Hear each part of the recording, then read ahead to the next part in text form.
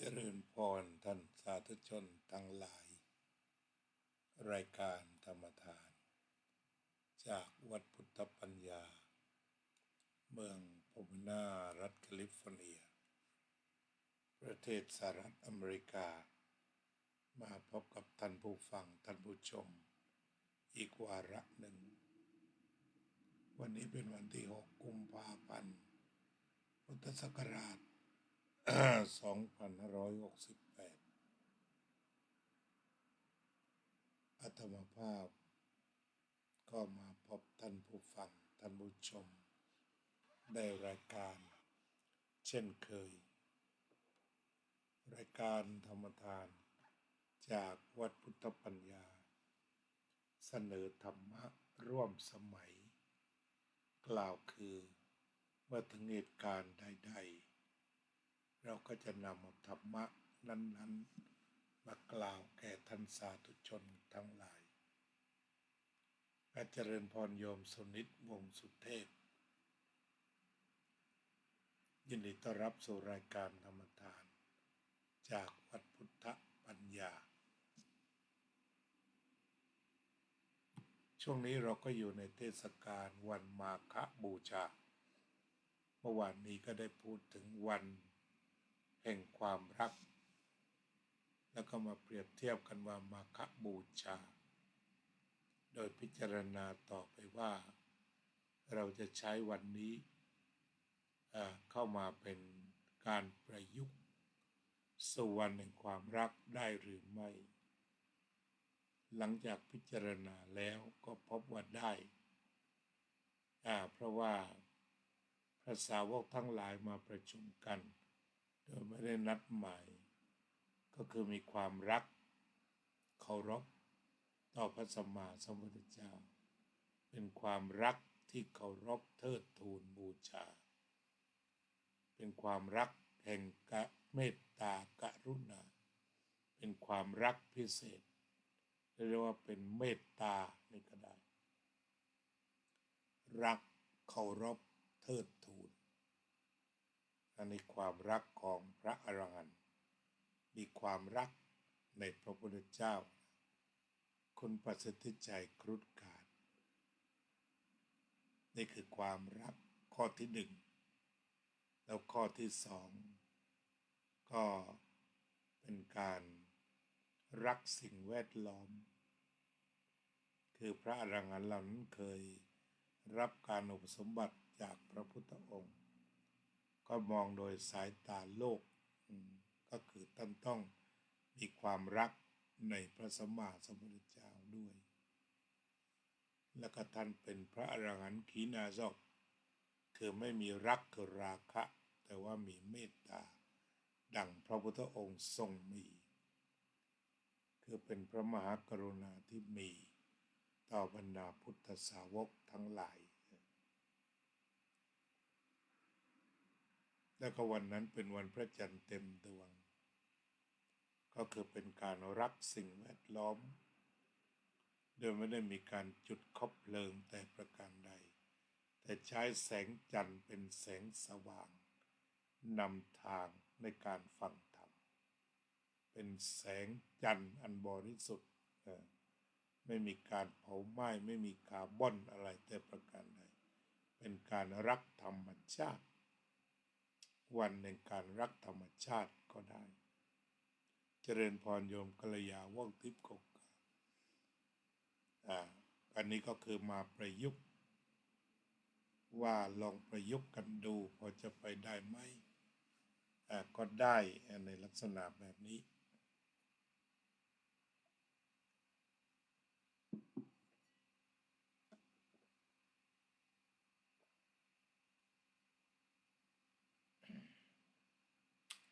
ทีนี้วันนี้เราก็เข้าเนื้อ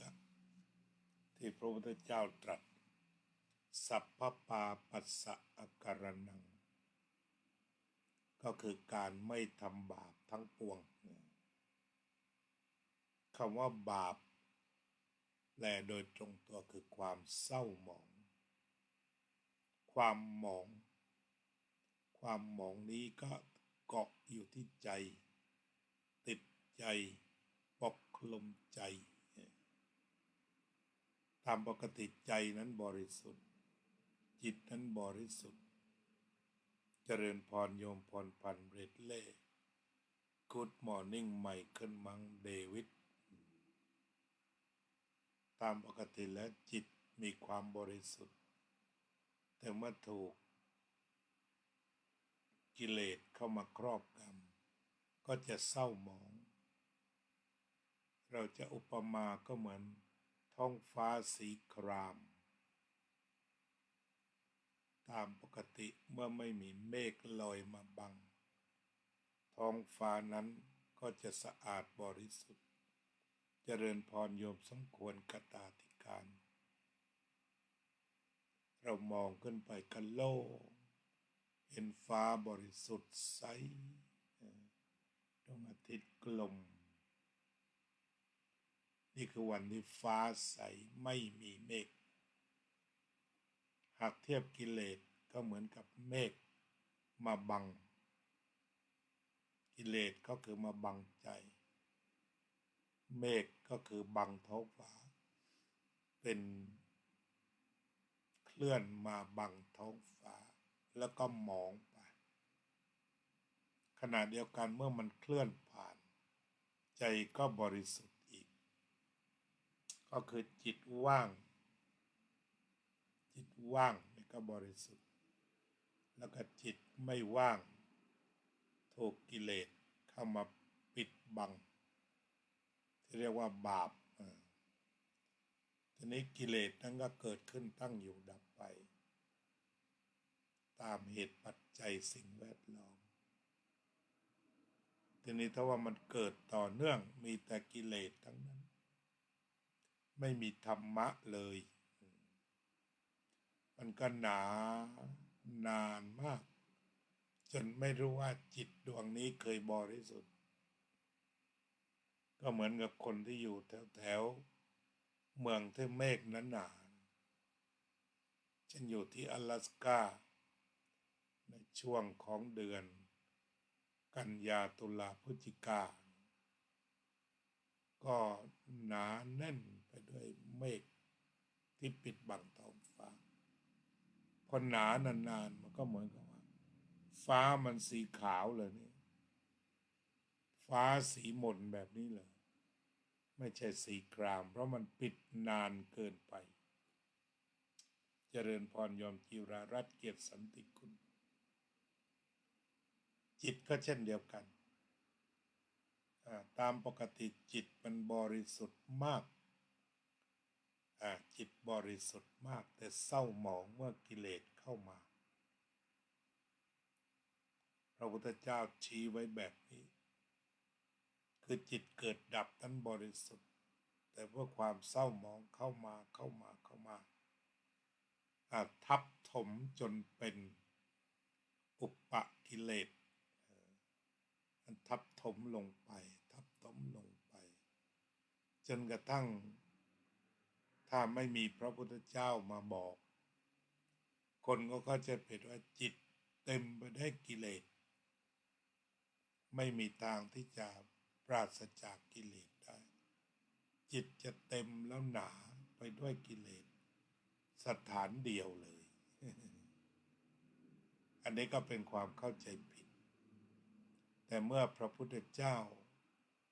มาตรัสรู้พระองค์ก็บอกว่าจิตบริสุทธิ์แต่มันจะเศร้าหมองเมื่อมีเรื่องชั่วๆเข้าไป มีกิเลสฝ่ายชั่วฝ่ายอกุศลเข้าไปแต่เมื่อกิเลสพัดผ่านไปแล้วก็มีเรื่องดีเข้าไปใจก็บริสุทธิ์ใจก็งามเรียกว่าโสภณเจตสิกองค์ประกอบที่เข้าไปประกอบก็งามวันนี้ก็จะพูดถึงจิตเศร้าหมองที่เรียกว่าบาปจิตที่เศร้าหมองเรียกว่าบาปก็ต้องมาจากกิเลสกลุ่มหนึ่งเช่นว่าโลภนี่ก็เป็นบาปก็เศร้าหมองโกรธก็เป็นบาปหลงก็เป็นบาปเพราะบดบังใจห่ ห่อหุ้มใจจนความประพัดสอนเรืองแสงไม่เหลือคือแสงมันหมด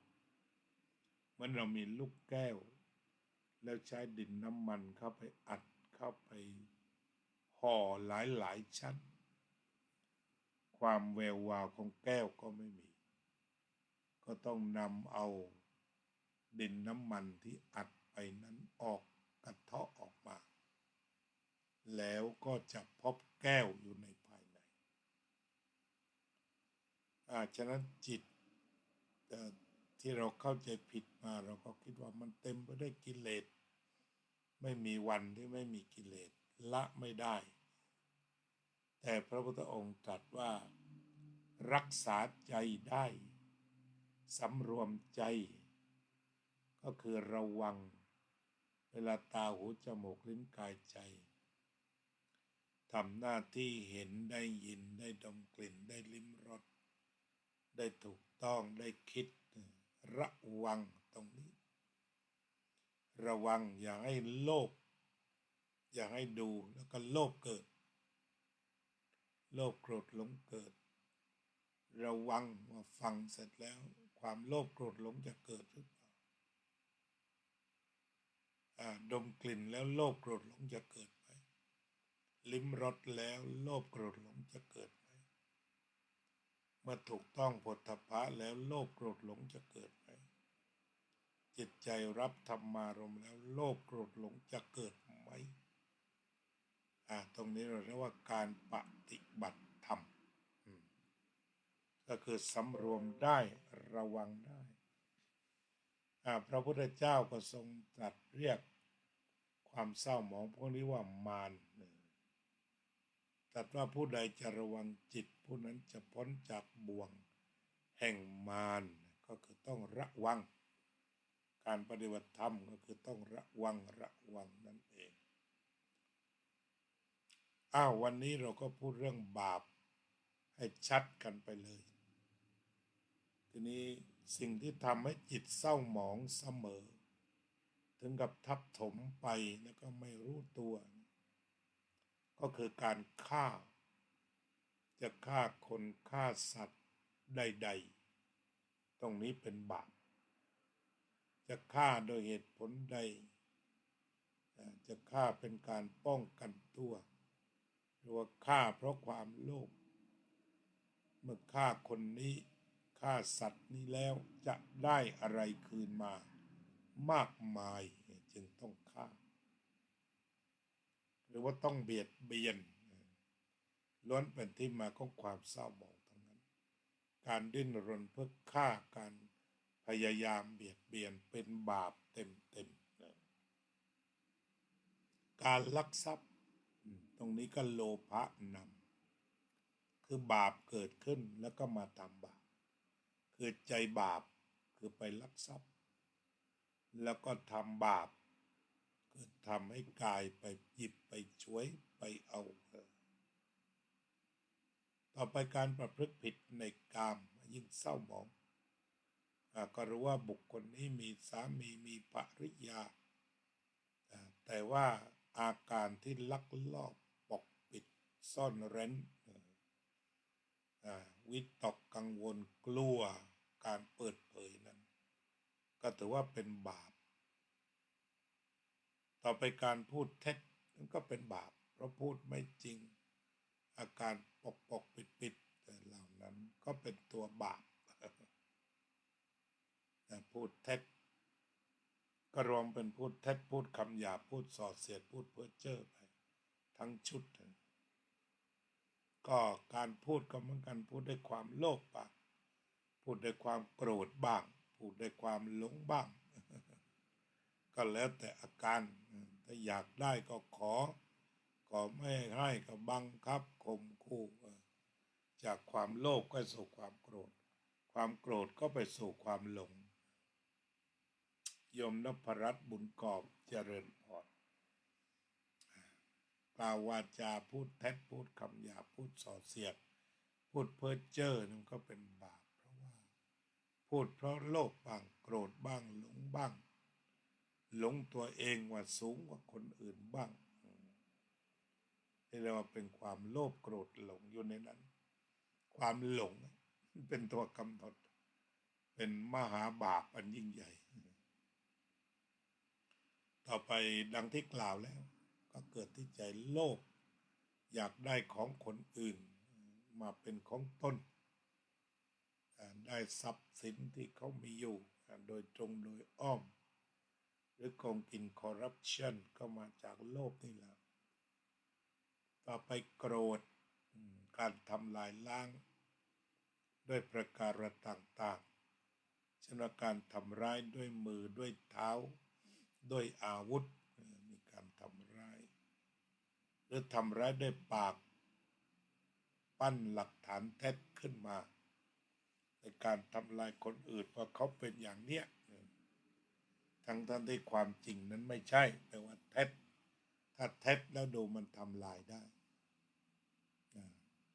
หรือว่าเรื่องดีๆแต่พูดให้เสียพูดให้ร้ายอย่างนี้ก็ล้วนแต่เป็นเรื่องของการตีความให้เกิดบาปตีความให้เกิดบาปไม่ได้ตีให้เป็นบุญเป็นกุศลเช่นว่าการเคลื่อนไหวของประชาชนไปขออะไรดีๆไปขอให้ฝ่ายทางการผู้มีอำนาจจัดการดีๆแต่ก็ปรากฏว่าไม่ต้อนรับกับสู้ดีๆอะไรแล้วก็ไปตีความว่าเขาจะไปบีบไปบังคับอย่างนั้นก็บาปแหละเราคิดว่าชาวบ้านไปขอดีๆว่าขอให้ทำตรงนี้ให้หน่อยเอาน้ำให้หน่อยเอาไฟให้หน่อยบางทีรัฐมนตรีไปในที่กันดารคนก็มาบอกว่าไม่เคยมีไฟฟ้าใช้เลยถ้าว่าจิตใจของรัฐมนตรีดีตอนนั้นก็เดี๋ยวจะนำไปดูให้แต่ถ้าว่าใจของรัฐมนตรีไม่สู้ดีนักผวาเห็นชาวบ้านมากันเยอะใครจัดมบมาบีบถ้าให้ก็ให้เองไม่ต้องมาเดินขบวนไม่ต้องมาขอใจเป็นบาปแล้วแต่ที่จริงก็ทำใจดีๆเอาไฟฟ้าไปให้ชาวบ้านก็ได้บุญเหรอโยมเหรอป้าหรือคุณป้าคุณน้าคุณยายเดี๋ยวจะพยายามเต็มที่ที่จะจัดการแล้วก็มาทำด้วยจิตที่เบิกบานทำสำเร็จก็เป็นบุญแต่ถ้าคิดว่ามันมากันหลายคนถูกเกณฑ์มาหรือเปล่ามีผลประโยชน์อะไรอยู่เบื้องหลังใครอยู่เบื้องหลังศัตรูคนไหนก็เศร้าหมองสะดุ้งผวาอันนั้นก็เป็นบาปมันก็ตกนรกชาตินี้ถ้าว่าจิตใจมันเราร้อนเพราะโลภโกรธหลงมันทำงานเกินขนาดมันก็กลายเป็นบาปตกนรกนอนอยู่ในกองไฟเมื่อได้ยินเรื่องนี้เรื่องที่ไม่พอใจจากความโลภหรือโกรธหรือหลงก็ตกนรกอีกอันสวรรค์ในออกนรกในใจเนี่ยมันติดจรวดมันฉับพลันมากติดจรวดมากอันนี้ก็ถือว่าเป็นของจริงบาปจริงทุกจริงทีนี้บาปหรือทุกตัวนี้ไม่เลือกว่าใครจะเป็นใหญ่เป็นโตรวยหรือจนแต่ถ้าว่าโลภโกรธหลงมันมาบีบใจอย่างไม่รู้ตัวนี่เรียกว่าหลงความโกรธก็บีบจนไม่รู้ตัวแสดงอาการต่างๆออกไปพูดออกไปความโลภเกิดขึ้นมันก็ไม่รู้ตัวอีกแล้วจะเอาให้ได้อย่างเหมือนงานเทกระจาดของแต่ละแห่งคนก็วิ่งไปปรารถนาที่จะได้ก็เหยียบกัน เคยมีไปรีบอยากได้พระเครื่องของวัดหนึ่งเหยียบกันตายฮือกันเข้าไปพลังความโลภส่วนพลังความโกรธก็คือฆ่ากันตายเอาจนตายตีจนตายทุบจนตาย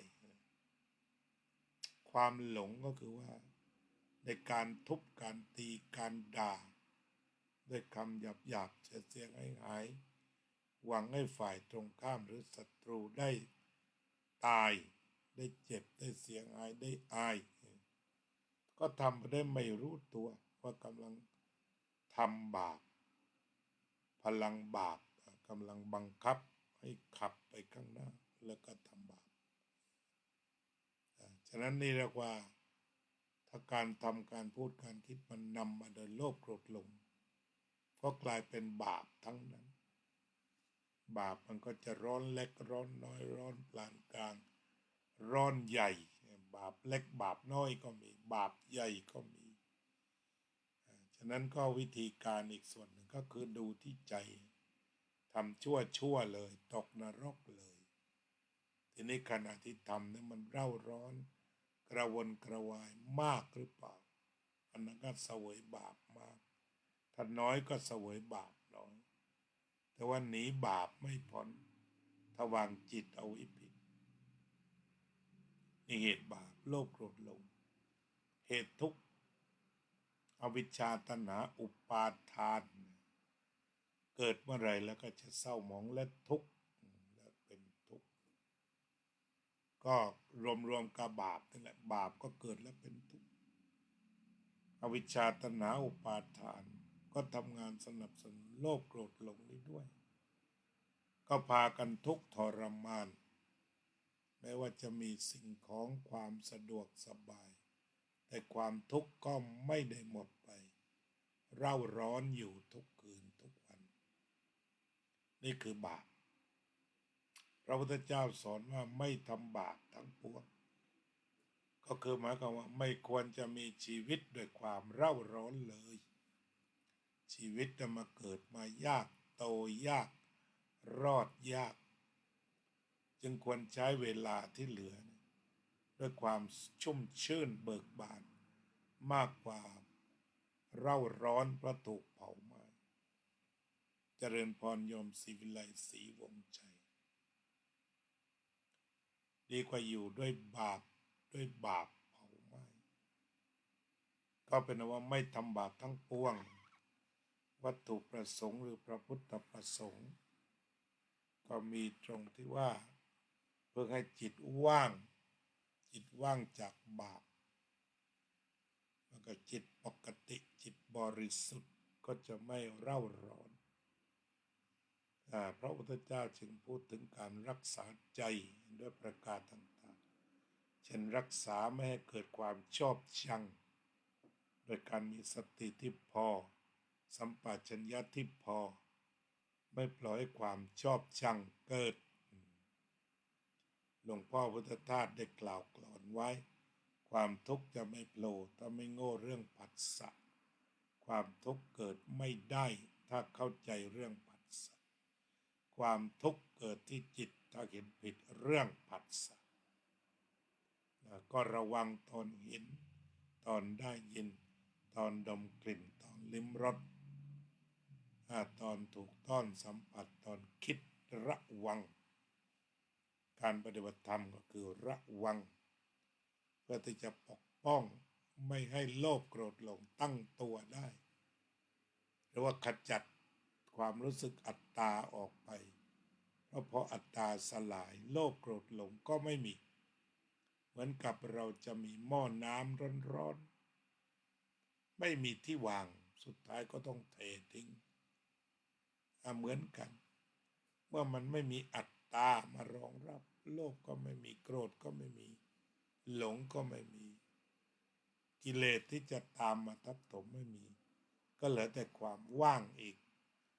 ว่างอัตตาแล้วมันก็ว่างไปหมดก็วิธีขจัดบาปไม่มีอัตตาบาปก็ไม่มีที่ตั้งไม่มีที่อยู่ ไม่มีที่เจริญหรือปักคอตายทันทีเมื่อไม่มีอัตตาบาปทั้งหลายก็เสื่อมไปทันทีก็พอสมควรแก่เวลาเนาะเจริญสมาธิรักษาจิตให้บริสุทธิ์กันต่อไป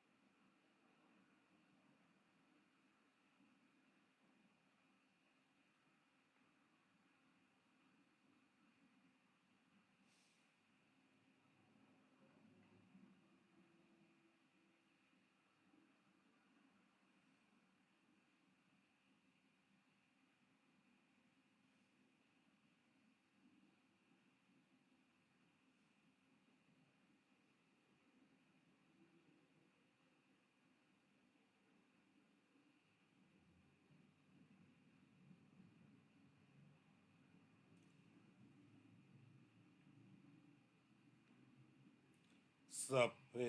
สัตตาสัตว์ทั้งหลายที่เป็นเพื่อนทุกข์เกิดแก่เจ็บตายด้วยกันทั้งหมดทั้งสิ้นอเวราโหนตุจงเป็นสุขเถิดอย่าได้มีเวรแก่กันและกันเลยอัพพยาปัจจาโหนตุจงเป็นสุขเถิดอย่าได้พยาบาทเบียดเบียนซึ่งกันและกันเลยอนิคาโหนตุจงเป็นสุขเถิดอย่าได้มีความทุกข์กายทุกข์ใจเลยสุขีอัตตานังปริหะรันตุจงมีความสุขกายสุขใจรักษาตนให้พ้นจากทุกภัยทั้งสิ้นเถิดอภิวาทนาสีลิสะนิจจังวุธาปจายโตจัตตารโอธรรมาวัฏันติอายุวันโนสุขังภะลัง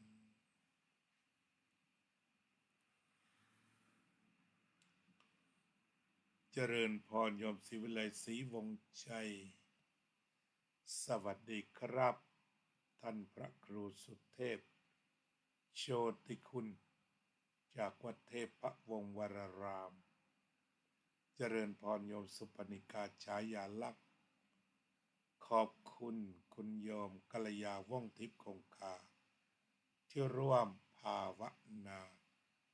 รักษาจิตประพัดสอนโยมนพรัตน์บุญกอบเจริญพรขอบคุณที่ช่วยกันรักษาจิตประพัดสอนขอจงมีความสงบเย็นเป็นประโยชน์โยมอนุชาพฤกษานนทชัยเจริญพร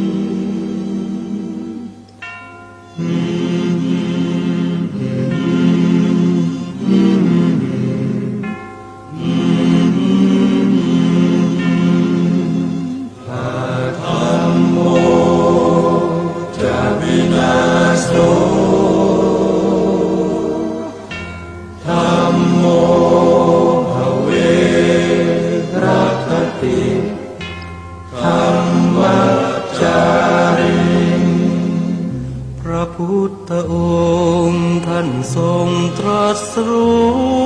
ท่านทรงตรัสรู้ เป็นสัพพัญญูตรัสสอนความจริง ตรัสสอนความจริง ว่าธรรมะย่อมชนะทุกสิ่ง เป็นที่พึงพิงแก่ผู้ประพฤติชอบธรรม ธัมโมจะวินาโสธัมโมภเวรัคติธัมมัจจาริ อำนาจใดๆก็ตาม ย่อมถึงความพินาศถ้าขาดธรรมะประจำ ไม่มีใครอยู่ค้ำฟ้า เราต่างเกิดมาใช้กันจงอยู่ในศีลในธรรม คิดทำแต่กรรมที่ดี ธัมโมจะวินาโสธัมโมภเวรัคติธัมมัจจาริ ทำส่องสว่างสู่ทางสุขสีคำจุนโลกนี้นิรันดร์ ธัมโมจะวินาโส